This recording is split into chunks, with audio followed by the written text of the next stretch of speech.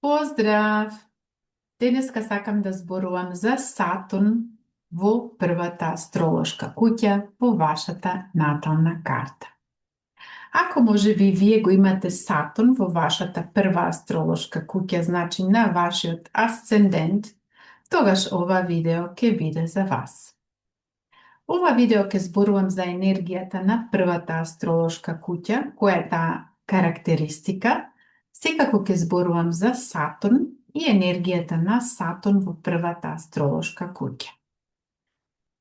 За мене ќе биде интересно ако ми напишете во коментарите дали вие го имате Сатурн во вашата прва астролошка куќа и како вие го доживувате Сатурн во првата астролошка куќа. Сакам да спомнам дека ќе следат и видеа за кои што ќе зборувам за Сатурн преку другите астролошки куќи. Затоа останете со мене до крај. На ова место сакам да ги поздравам сите љубители на астрологијата, секако и сите македонци кои што живеат насекаде низ оваа наша убава планета Земја. Добро дојдовте сите на мојот астролошки канал. Подзнакот или асцендентот е една енергија која што зборува за нашиот впечаток. Значи, каков впечаток ние оставаме на другите. Затоа што седмата куќа стои спротивно и секако битно е да се знае како ние да делуваме на спротивниот пол, како влијание ние, значи каков впечаток ние оставаме на другите, како другите нас не гледаат. Но секако не е само тоа. Првата куќа зборува за нас, лично нешто, значи за нашиот надворешен изглед и за нашето тело. Сатурн е една енергија која што можеме да ја доживееме како една врста на блокада. Сатурн поставува граница, блокада, ограничување, ако не го живееме Сатурн и неговата мисија. Сатурн бара од нас да бидеме одговорни, да се бидеме одговорни за нашиот личен живот. И на крај да постанеме зрели и мајстори на својот живот. Но тоа секако не може да се постигне преку една ноќ. За тоа е потребно време. Сега, како другите нас не гледаат ако ни е Сатурн во првата астролошка куќа? Другите личности не гледаат како една личност која што е повлечена, која што е затворена во себе си, која што може би страмежлива, може би анксиозна, депресивна. Може би да дојде и до тоа да носи некој кармички терет во себе.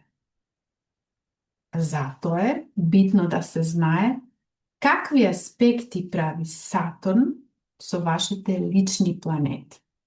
Значи, ако Сатурн во вашата прва куќа прави деструктивни аспекти со вашите лични планети, ќе можете оваа енергија на Сатурн на овој начин да го доживеете како што сега спомнав. Една врста на анксиозност, депресија, ниска фреквенција. Значи, таа е таа деструктивна енергија. Значи, другите вас ќе ве гледаат како една личност која што е депресивна, повлечена, неотворена. Сега, сакам само нешто да спомнам. Ако имате оваа енергија, можете највеќе да ја доживеете во младите години секако. Затоа, како што спомнав во почетокот, Сатурн бара од нас да бидеме одговорни. И сега таа енергија да ја префрлиме на една позитивна. Како ќе можеме сега од оваа деструктивна енергија да створиме една добра енергија, значи да постигнеме една добра фреквенција.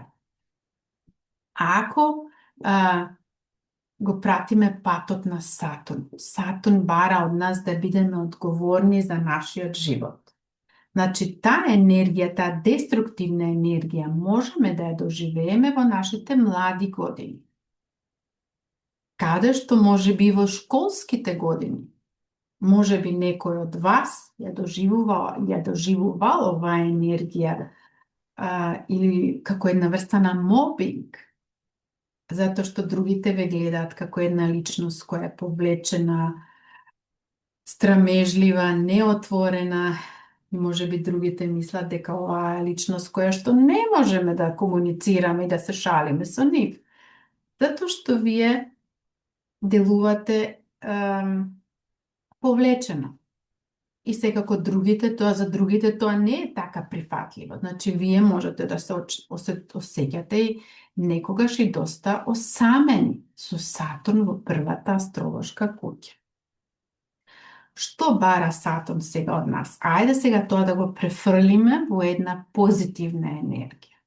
Како да излеземе? Секако дека, како што спомнав, не може тоа туку така преку една ноќ да излеземе од оваа енергија. Ако го пратиме Сатурн бара од нас да превземеме одговорност за нашиот живот, за нашиот изглед, за нашето здравје, за нашето тело. Што значи тоа? Па да бидеме мајстор на својот живот, да бидеме зрели, да постанеме зрели. Затоа што другите можеби исто така се плашат од нас, со Сатурн во првата куќа, но за да можете вие нив да ги совладате, битно е сега вие да бидете зрели, а не да се плашите од другите. Значи да имате доверба во самите себе си. Тоа е многу, многу битно. И за тоа е секако потребно време. Ако ја пратите енергијата на Сатурн, за да постанеме зрели и одговорни на нашиот живот, потребно е време. Да постанеме свој мајстор на својот живот, потребно е време и работа на себе. Затоа има секако многу вежби. Битно е, како што спомнав веќе од почетокот, да се анализира целата натална карта. И вашата натална карта ќе може тогаш да ни открие на кој начин ќе можеме да излеземе од оваа деструктивна енергија. Ајде да видиме сега кој од вас го има Сатурн во вашата прва астролошка куќа. Можете да ми напишете во коментарите.